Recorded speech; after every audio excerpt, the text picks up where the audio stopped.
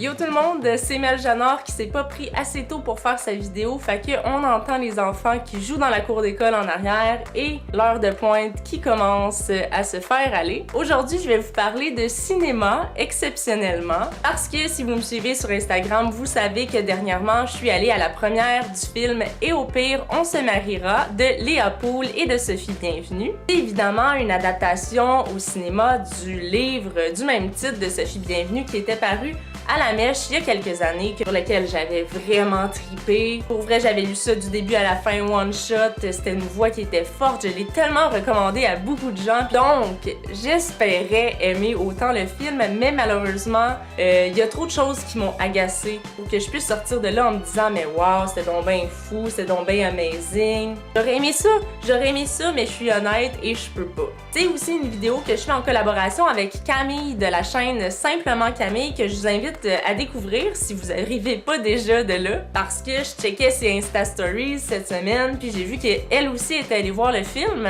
Donc on s'est dit que ce serait cool de sortir une vidéo à ce sujet-là en même temps. Là, je me demandais un peu comme qu'est-ce que j'allais faire pour pas trop m'éparpiller dans cette vidéo-là. Ben, je vais y aller straight to the point. Je vais vous donner 3 affaires qui m'ont gossé dans Et au pire, on se mariera et je garde le truc qui m'a le plus agacé pour la fin. Donc, je vous invite à rester jusqu'à la fin de ma vidéo. Puis j'espère aussi que ça va susciter la discussion dans les commentaires. Si vous l'avez vu, là, je veux vraiment en discuter avec vous. Je fais pas ça juste pour bâcher. Je fais ça aussi pour alimenter la réflexion puis ma propre réflexion à moi aussi. Ben, en commençant, juste dire rapidement c'est quoi l'histoire d'Et au pire, on se mariera. C'est l'histoire d'Aïcha qui nous raconte ce qu'elle a vécu dernièrement, mais elle remonte aussi à son enfance parce qu'on est avec elle dans au poste de police en fait, où elle est interrogée. Donc, on joue beaucoup avec la notion entre le vrai et le faux, qu'est-ce qui est de la fiction, qu'est-ce qui en est pas vraiment, parce que c'est une adolescente de 14 ans qui a un comportement assez instable, une vie qui a pas été facile, puis elle est devant une intervenante au poste de police. Donc, on se doute que la vérité peut être trafiquée à certains moments. Ça, c'est quelque chose que j'aime beaucoup. Est-ce que c'est quelque chose qui se fait aussi bien en livre qu'à l'écran, ou surtout qui se fait de la même façon? Ben ça, je lance la question dans l'univers parce que, en fait, les points que je vais soulever aujourd'hui, tout découle pas mal d'une critique que j'ai à faire de ce film-là. C'est que j'ai l'impression qu'on a voulu garder 100% du scénario original, qui est le livre, pour l'amener au cinéma. Je sais qu'il y a des gens qui c'est ça qu'ils recherchent, mais est-ce que elle rend bien? Et c'est normal que ce soit différent parce que c'est 2 supports différents, c'est 2 médiums différents. Bon, déjà là, je sais pas si c'est clair mon affaire, fait que je vais y aller avec mes petits points gossants.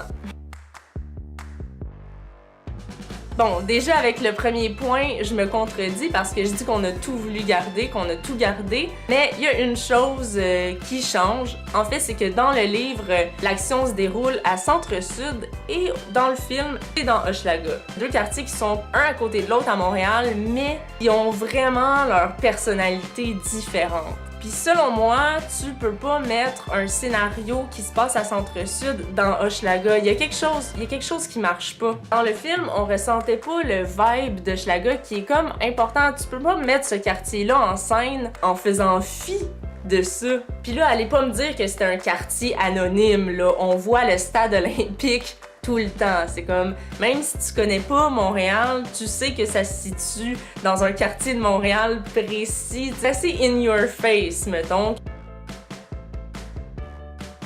Au début, je me suis dit, mais bon, est-ce que l'actrice est mauvaise? Finalement, non, vraiment pas, ok? Toutes les actrices, les acteurs de ce film-là sont excellents. Ça, c'est vraiment un point fort du film. Parce qu'après ça, je la voyais dans les scènes qui sont comme celles de la vie de tous les jours, ben, celle qu'elle raconte, qui est vraiment, vraiment super bonne. Les monologues qui sont très bien écrits dans le livre ont été conservés. Mais est-ce qu'un monologue que tu lis, c'est nécessairement quelque chose qui va bien passer à l'écran? Je sais pas, il y avait quelque chose que je trouvais fake. Aussi, il faut dire que quand tu lis le livre, puis Aïcha raconte qu'est-ce qui s'est passé, on a l'impression que c'est à nous qu'elle raconte. Alors que dans le film, ben on voit tout le temps comme une madame de dos qui est là dans la même pièce qu'elle, donc on sait qu'elle s'adresse à une madame. Il y avait comme une froideur, mais quelque chose qui est pas venu me toucher, puis j'avais hâte qu'on retombe dans les scènes ordinaires. Et le troisième point, et non le moindre, qui m'a le plus gossé, genre, que j'ai pas compris ce choix-là, c'est les personnages de voisines trans prostituées qui sont là dans le livre aussi. Donc, encore une fois, c'est quelque chose qu'on a tenu à garder. Tu vois, moi, je me rappelais même plus qu'il y avait des personnages trans prostituées. Fait que sûrement que je le lisais, puis dans ma tête, je les imaginais pas comme ça.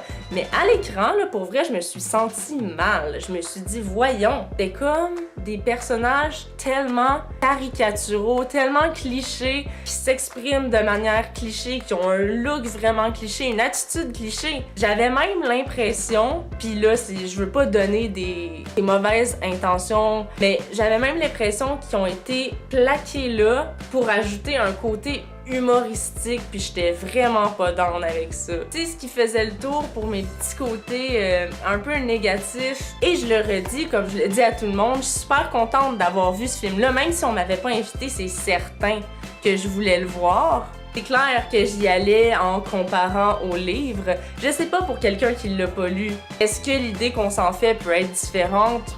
Dites-moi dans les commentaires. Yo, c'est moi, je suis en train de faire mon montage, puis j'ai réalisé qu'il y a quelque chose que je voulais dire que j'avais pas dit.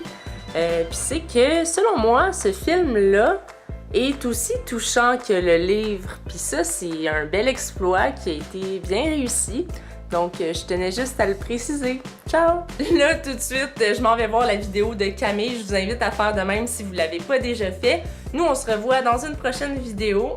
D'ici là, ajoutez-moi un peu partout sur les réseaux sociaux, surtout sur Instagram où je suis très active. Et on se dit à la prochaine. Bye!